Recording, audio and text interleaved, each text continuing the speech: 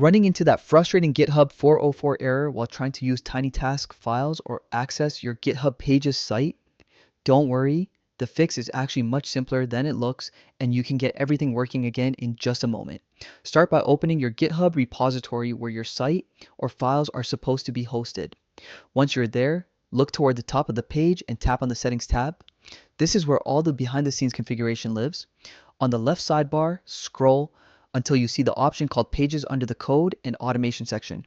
Go ahead and click it. This is the area that controls how GitHub publishes your site. Now look for the Source section. Make sure the deployment option is set to deploy from a branch.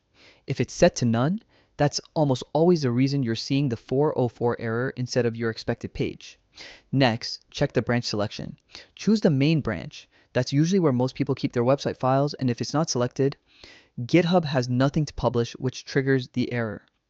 After that, look at the folder option. Pick /root if your site files are in the main directory.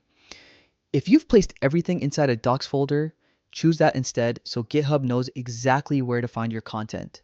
Once everything is set correctly, hit save. Give GitHub a moment to update the settings and rebuild the site. When it finishes, you'll see the live site link appear at the top of the Pages section.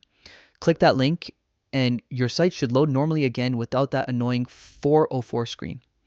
Everything should work smoothly now, and you can get back to using TinyTask or anything else that relies on your GitHub Pages link.